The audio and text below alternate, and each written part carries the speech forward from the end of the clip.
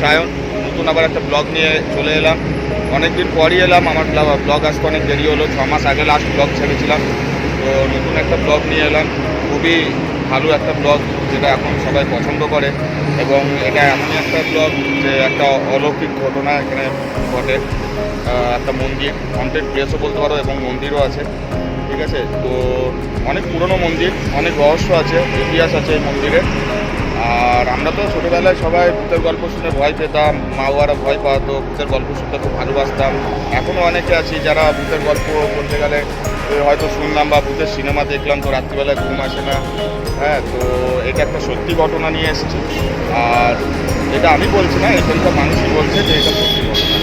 তোমরা এই ব্লগটা দেখতে থাকো, বাকি সব তোমরা সাবস্ক্রাইব না করে থাকো তো এই চ্যানেলটাকে সাবস্ক্রাইব করো আরও নতুন নতুন ভালো ভিডিও দেখার জন্যে, এরকম ইন্টারেস্টিং ভিডিও। এবং আরও নতুন ভিডিও তোমরা সাপোর্ট করলে অবশ্যই আরও নতুন ভিডিও আনতে পারবো। এতে তোমাদের কোনো ইনভেস্টমেন্ট নেই, খালি তোমরা সাবস্ক্রাইব করো, লাইক করো, শেয়ার করো, কমেন্ট করো, এটাই তোমাদের কাছে আমি সাপোর্ট হিসাবে চাই।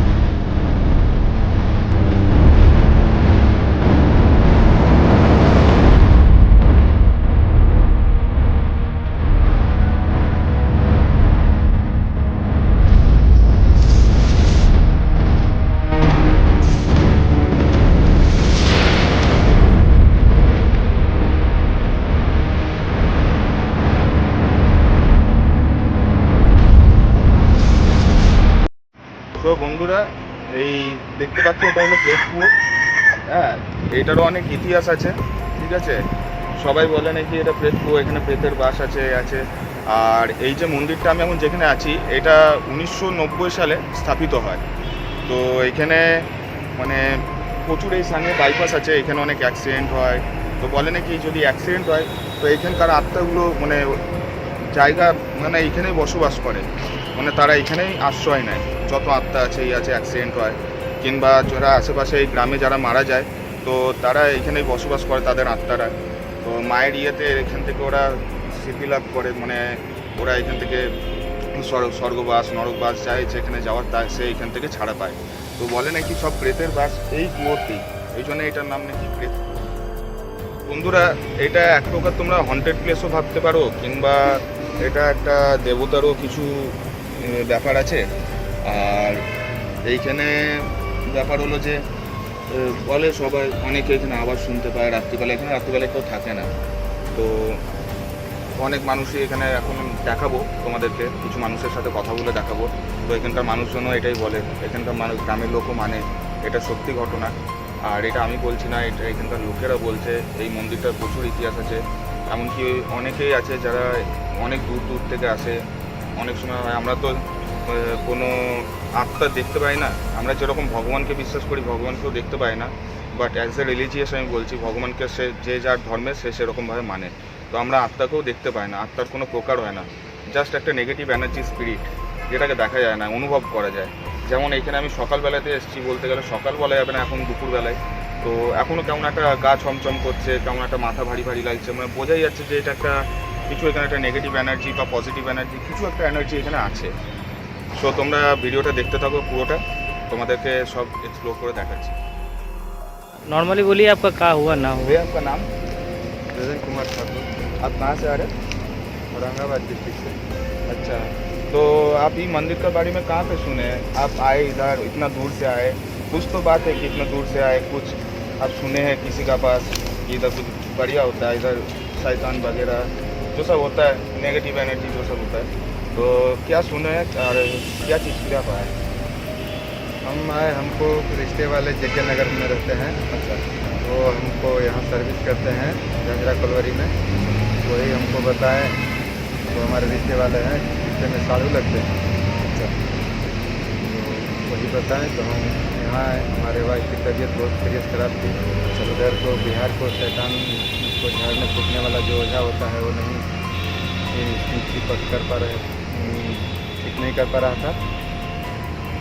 तो बोले कि आप यहाँ लेके आइए, यहाँ एक बाबा हैं, उनका नाम प्रदीप है, तो ठीक करते हैं। तो जो आपको ये बात बोला, तो उनका भी कुछ काम लगा होगा? बढ़िया होगा। हाँ, बढ़िया काम लगा। और उनका भी इसी तरह से होता था, तबीयत खराब हो रहता था, हमेशा ड्यूटी नहीं जाते थे। तो उनको कोई भी दूसरे आदमी बताया तो यहाँ उनको भलाई हुआ, वो हमको बताया, हमको भी भलाई हुआ। हम भी 2-3 आदमी के आन के यहाँ दिखाए तो भलाई हुआ, अच्छा हुआ, ठीक ठाक होगा। আচ্ছা, ঠিক আছে। তো আপনারা বুঝতেই পারলেন যে এখানে এত দূর থেকে এসছে, বিহার থেকে, औरंगाबाद থেকে। हाँ ठीक है। औरंगाबाद থেকে এসছে, তো অনেক দূর থেকে এসছে। এইখানে ওনার কোনো রিলেটিভ থাকে কাছে পিঠে, তো ওনার মুখে ওনার কাজ হয়েছে বলে উনি তার কথা শুনে এখানে এসছে অনেক আশা নিয়ে। আমিও চাই তার পরিবারে যেটাই হয়েছে ঠিক হয়ে যাক, কিন্তু বুঝতেই পারছেন তো, তো এইখানে কোনো আমরা অসত্য ঘটনা দেখাচ্ছি না। হ্যাঁ, তো আপনারা আরও ব্লগটা দেখতে থাকুন, ঠিক আছে। আচ্ছা, তো বন্ধুরা, এটা হলো ইচ্ছাধারী নাগের মূর্তি। হ্যাঁ, এই মন্দিরে এইটার একটা ইতিহাস আছে। এটার ইতিহাস হলো যে অমাবস্যার দিন যখন এইখানে মন্দিরে পুজো হয়, ঠিক আছে, তো এখানে ইচ্ছাধারী নাগ 3 রকমের দেখা যায়। অনেক বড় হয়, 15 ফুট, 12 ফুট, 13 ফুটের বিশাল বড় ইচ্ছাধারী নাগ বেরোয়। সেটা এখানেই বসবাস করে, এমনি সময় দেখা যায় না, কিন্তু অমাবস্যার দিন দেখা যায়। এই যে হলো, এইটা হলো বিশ্ববায়া মা কালীপুরী মন্দির, আর এটা হলো মায়ের মূর্তি, খুব জাগ্রত মায়ের, যে তোমরা দেখতে পাচ্ছ। এই যে এখন সব কিছু দেখাচ্ছিলাম, এটা হলো মেন মায়ের মূর্তি। এইখানে পুজো হয়, এখানে বলি হয়, হ্যাঁ, ওইখানে যজ্ঞ হয়। তো এইখানেই আমি ভিডিওটা শেষ করব। তোমরা please like, share and subscribe করো, আরও শেয়ার বেশি বেশি করে করতে থাকো, যাতে আমি একটা সাপোর্ট পাই। তোমরা আমাকে সাপোর্ট করলে এইরকমই আরও ভালো ভালো ভিডিও তোমাদেরকে আমি দিতে থাকবো।